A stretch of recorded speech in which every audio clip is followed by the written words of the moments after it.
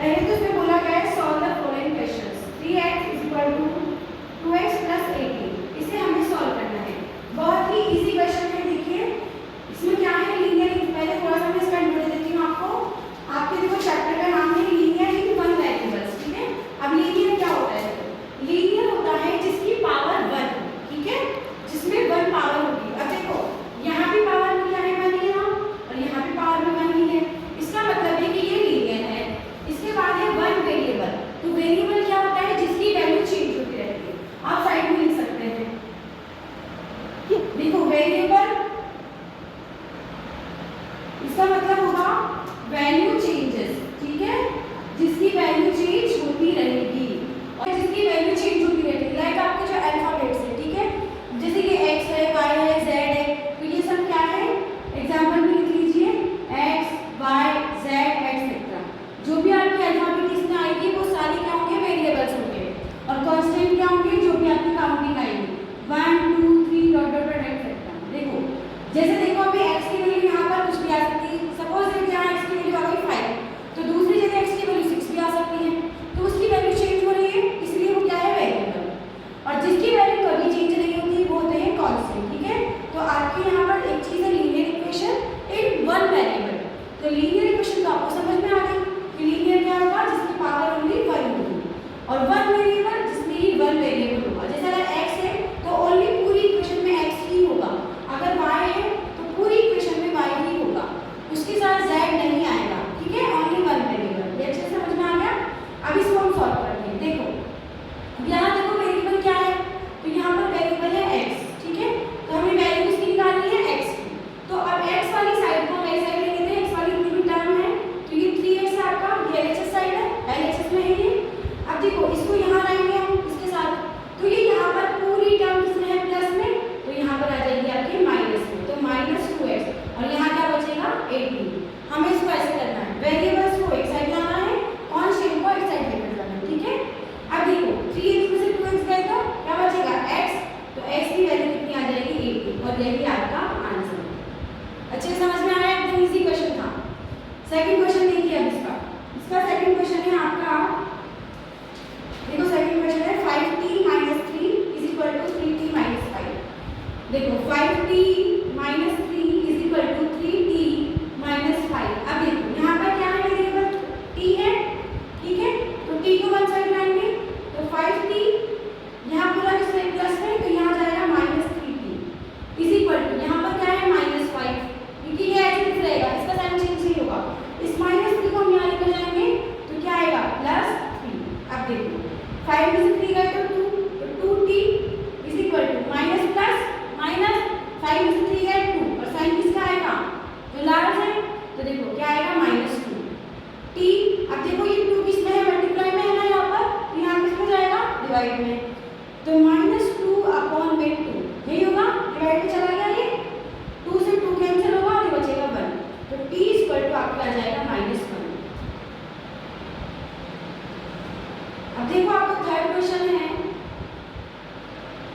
Third है आपका 5x + 9 = 5 + 3x। 5x + 9 = 5 + 3x। अब देखिए x को हम एक साइड लाएंगे तो 5x एज इट इज रहेगा, x यहाँ आएगा तो -3x = 5 यहाँ है और 9 यहाँ जाएगा तो -9। 5 में से 3 गए 2x = प्लस माइनस माइनस, 9 में से 5 गए 4, और साइन किसका आएगा? माइनस का। देखो x बचेगा यहाँ पर, x को हम छोड़ेंगे तो -4, ये किसमें जाएगा? अपॉन में, क्योंकि यहाँ पर किसमें है? मल्टीप्लाई में है, 2 2 4। तो आंसर क्या आ जाएगा आपका? x = -2।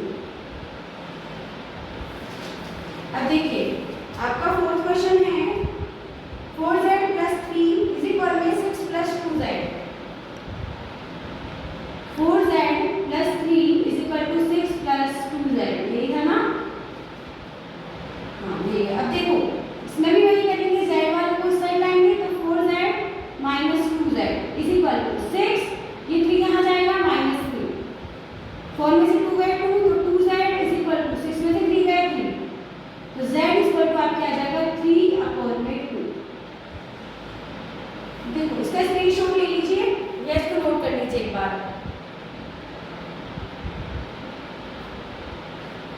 हो गया?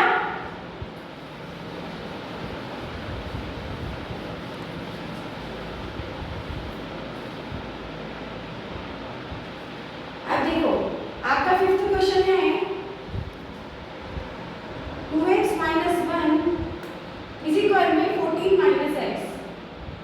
14 माइनस एक्स। अब देखिए x को मैं यहाँ लेकर आऊंगी तो 2x प्लस एक्स होगा, तो यहाँ पर किसमें माइनस में इज इक्वल टू 14 यही आएगा और ये माइनस 1 यहाँ जाएगा तो क्या आएगा प्लस 1।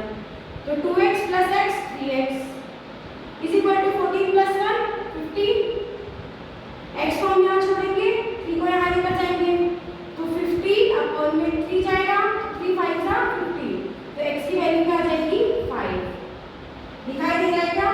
लाइट चलने लग गया। अब देखो 6 क्वेश्चन देखो आपका 8x प्लस 4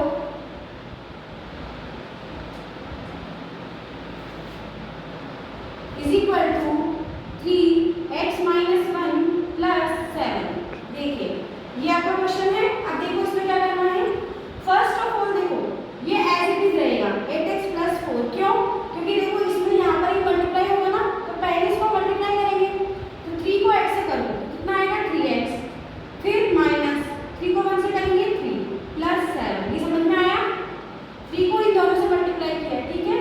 अब देखो अब जो x3 है x वाले डिजिट इसको यहाँ लाएंगे तो 8x माइनस 3x क्योंकि इसमें है प्लस में is equal to minus 3 plus 7 और ये यहाँ जाएगा तो माइनस 4 हो जाएगा माइनस 4। 8 में से 3 गए तो 5x इज इक्वल टू, अब देखो इसमें माइनस प्लस माइनस तो 7 में से 3 गए 4, यहाँ पर क्या है माइनस 4, तो 5x इज इक्वल टू कितना आ जाएगा 0 और x इज इक्वल टू आपका आ जाएगा 0 अपॉन में 5 इज इक्वल टू 0। तो x की वैल्यू क्या आ गई यहाँ पर 0, ठीक है। अब देखिए 7th क्वेश्चन है आपका x is equal to 4 upon में 5 x प्लस 10। देखो इसमें भी वही करना है, जहां जहां मल्टीप्लाई होगा तो फर्स्ट ऑफ ऑल मल्टीप्लाई को सॉल्व करेंगे, उसके बाद हम क्वेश्चन को सॉल्व करेंगे। अब देखिए x is equal to 4 upon 5 इन दोनों से मल्टीप्लाई रखा है तो 4 अपॉन 5 को इससे करेंगे तो कितना आएगा 4x अपॉन में 5 प्लस 4 अपॉन 5 को 10 से करेंगे तो 4 अपॉन 5 मल्टीप्लाई 10 ये होगा। अब देखो यहाँ से ये 2 टाइम कैंसिल होगा तो नीचे लिख सकती हूँ मैं x तो ये वाला x आता है is equal to 4x upon 5 plus 4 2 जा 8।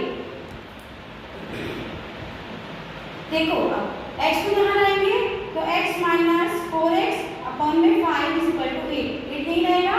अब देखो इन दोनों में एलसीएम आ जाएगा 5 तो ये 5 एलसीएम आ गया, 5 को x से मल्टीप्लाई किया तो 5x minus 4x is equal to 8, ठीक है। अब 5x में से 4x गए तो क्या बचेगा x, तो x upon 5 is equal to 8।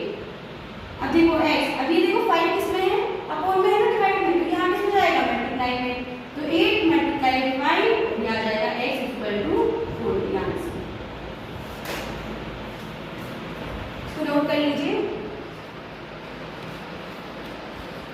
आपका 8th क्वेश्चन है 2x upon 3 plus 1 is equal 7x upon 15 plus 3, ठीक है।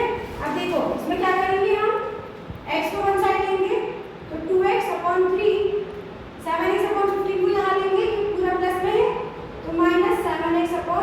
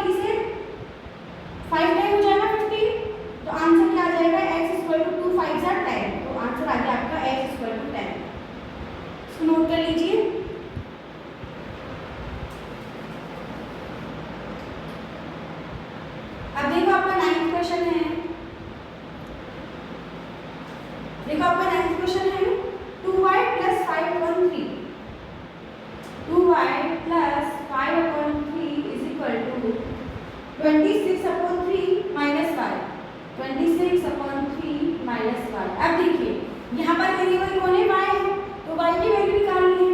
तो 2y, अब इस y को मैं यहाँ लाऊंगी तो ये किस में है -5, तो यहाँ किस में आएगा प्लस में, एज इट इज रहेगा ये 26/3, ये पूरा इधर जाएगा तो किस में हो जाएगा -5/3। अब देखो 2y + 5 कितना होगा 3y। अब यहाँ देखिए एलसीएम कितना आएगा 3 आएगा, और अगर एलसीएम और ये आपका डिनोमिनेटर इक्वल होता है तो जो न्यूमरेटर होता है वही ऊपर आ जाता है, ठीक है। तो 26 - 5 एलसीएम तो आपको बहुत अच्छे से आते होंगे ना, इस क्लास में पढ़े होंगे, 7 में भी पढ़ा होगा। अब देखो 3y 26 में से 5 गए तो 21/3। अब देखो यहाँ कैंसिल हो रहा है, ये 3 से 7 टाइम कैंसिल हो रहा है ना 21, तो कितना बचेगा 3y = 7। 3y के साथ किसमें है मल्टीप्लाई में, तो यहाँ किसमें जाएगा अपॉन में, तो y कितना आ जाएगा 7/3। ठीक है, समझ में आ गया। अब आपका देखो लास्ट क्वेश्चन है 10th 3m = 5m - 8/5। ये रेस कर दो, देखो यहाँ देखिए आपका 10th क्वेश्चन।